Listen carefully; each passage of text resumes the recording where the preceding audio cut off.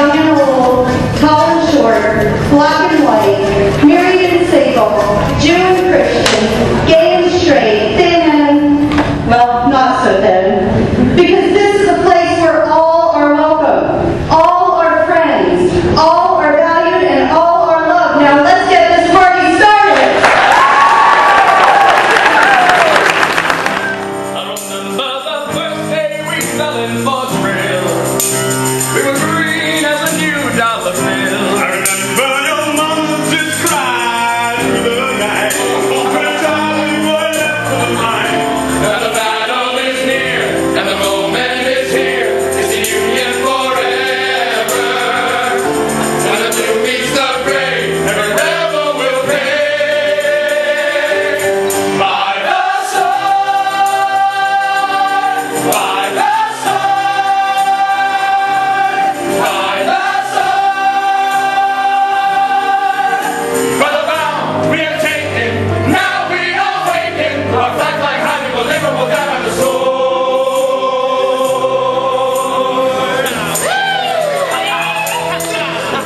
I'm a pastor, and I feel as being a Christian, our duties are to make things happen, which some churches, some Christians don't believe that. They feel that, keep it quiet, maybe it'll be swept away, and it'll go away. That doesn't happen that way. You must confront, and I'm not saying in a violent way, but in a positive way.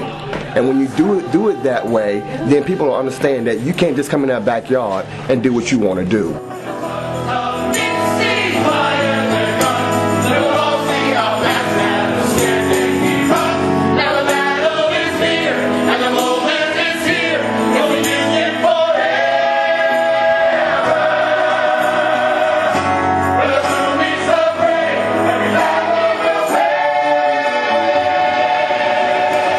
Everyone's the same. We're just different skin tones and whatever.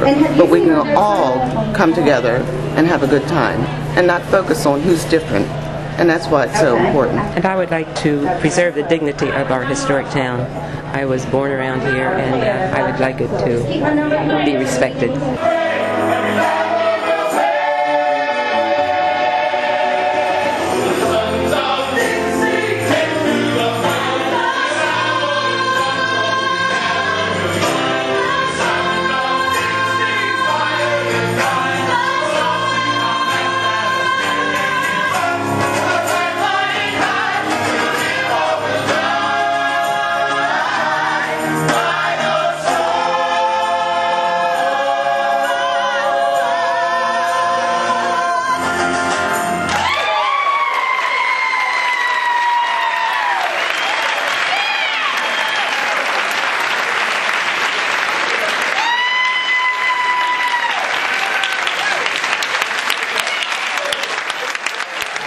KKK, Aryan Nations, neo-Nazis, separatists, hate groups.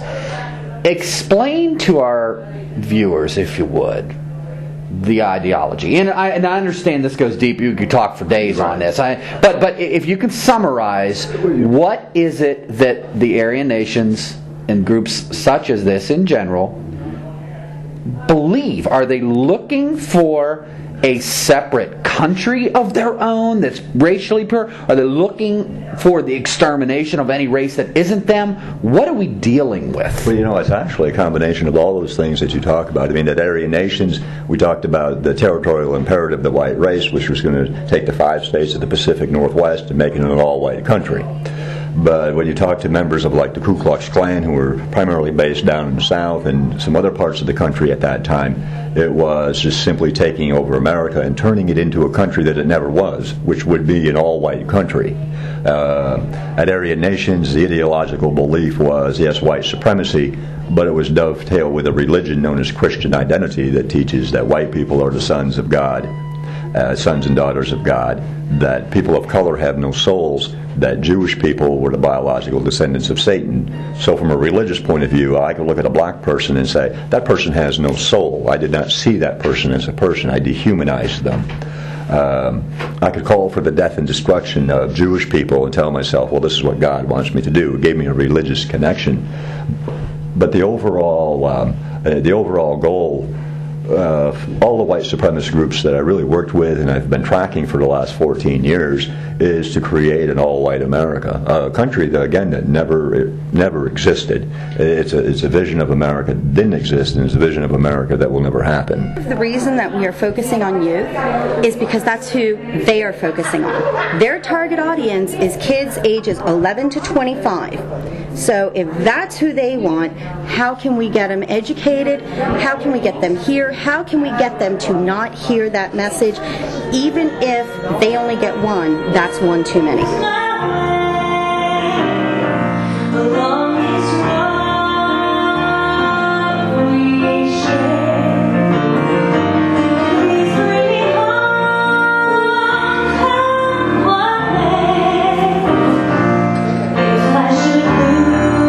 And we were the opening day assembly with a former Klansman. On Monday morning, Gettysburg High School, the largest high school in the county, had their first day of school. Their first hour, we were the speaker. We brought Floyd in, and during the event, I said, one of the girls had a very poignant question. All she said was, how do we make them stop? Now this is a young freshman. She was very tiny compared to some of the other kids. How do we make them stop? These kids are concerned about it. We make them stop by making our voices heard. And that's what these kids want. So at that point, I also took the opportunity to say, you have an ultimate Frisbee team here in Gettysburg High School. I had that team stand up, and I said, these kids have taken a voice. They are going to be at the rec park. They're going to be playing the Fairfield High School. Come out and support these kids who have already decided to make their voices heard. And the kids responded. You could feel it in the room. There was an energy. These kids want the hate to stop. And for a community's leadership to remain, at best, sitting on the fence, right, and wishy-washy, oh, no, we don't endorse it, no, it's not representative of our community, but we do live in a free country, and the best thing that you can do is just ignore it. And at worst, to not say anything. From your standpoint, where you were in your life, I would like for you to look into the camera and tell those community leaders who are giving that message what that did for you when you looked in the newspaper, when you saw a small incident happen in an area and you heard a report of the silence coming from the community. What did that tell you? It told me that racism was acceptable. Maybe my ideas would be acceptable in that community. It also sends a message to all the people in the community, regardless of their race, their ethnic background, their sexual orientation, their religion, that the mayor or the elected officials aren't representing them. And when you elect somebody, they are to represent the entire community. And not taking a stand against the Klan is not representing your community, which is made up of people of all backgrounds. But again, when I would come into a community and there was not a response or leadership from elected officials that said my racism was acceptable, I went back to the Aryan compound, reported that, and we sent literature and more recruiters into that area that didn't always come to hold a big rally. They would come and do those everyday incidences of trying to recruit, pass out literature down into school, pass out literature at the corner, go on the local radio talk show. And yes, the Klan has a First Amendment right, but the mayor has a First Amendment right, and citizens have a First Amendment right to stand up and say, not in our community. This does not represent us as a community. If I should lose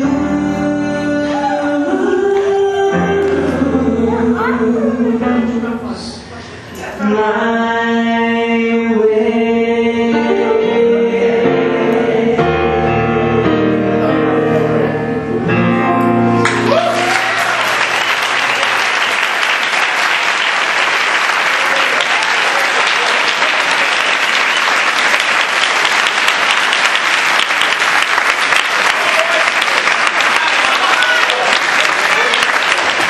He's out there. He meant out like plump, He can be out there. See, it's all about the air to refresh the water.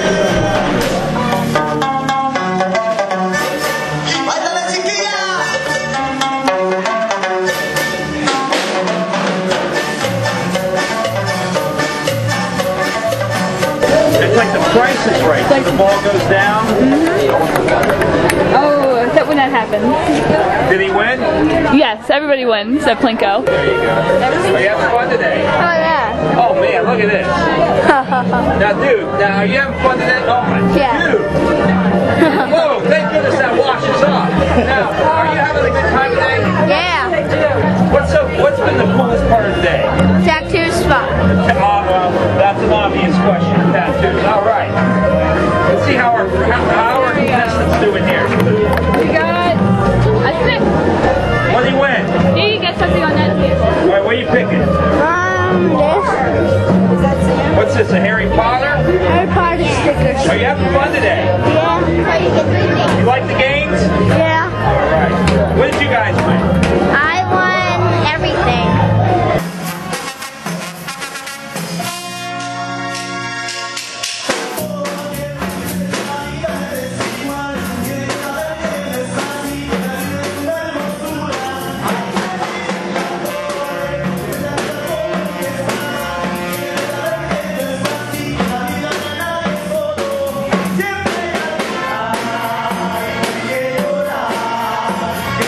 Tattoo. Think of muscle. Whoa. Now, your mom's probably thankful that washes off. Yes. Oh, yeah. What are you doing with the film? Oh, is she in there? I kind of want to film. Hey. What are you doing with the film? We're going to show all your friends. Are you having fun today? What do you got?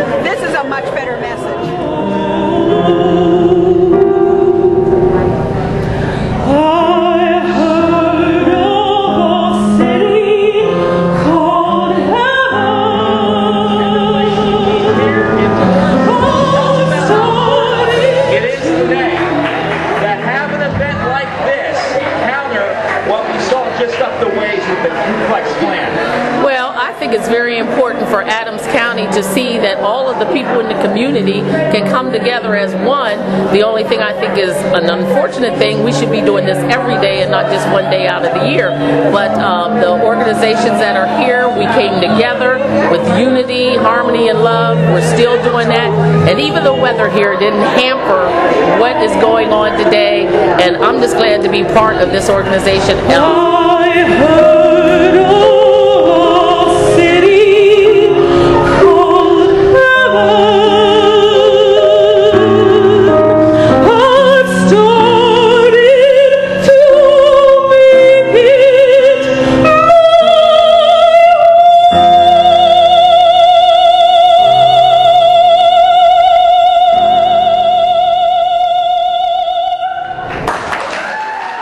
mine. as a Christian, I feel that we are a disruptive force on this earth. We need to make things happen. And how you make it happen is by confronting it in a positive way. So when you do that, then you'll let people understand that you're not a pushover, that you can just come in and do what you want to do. So silence and apathy is... It's consent. You're just saying, well, yeah, if you want to do that, then do that. And I think this was going on in America today because of the fact that we're letting people just say what they want to say, and then nobody say anything about it. You know, we need to stand up and proclaim. If we say that we believe in something, then stand for it, fight for it. So it's not a simple matter. Freedom of speech does not necessarily stop at allowing somebody complete free reign to do whatever it is, say whatever they want. Right. It's also, we as members in this same society have an obligation to hold those accountable for what they're saying as well. That's part of the process. Absolutely. It's like somebody coming in your house and want to take advantage of your house. Anybody was sensible going to say, you know what, you're not doing that. This is my household. And you're not going to just come in and have havoc in my house. So you'll take a stand for your house. You must take a stand for your town.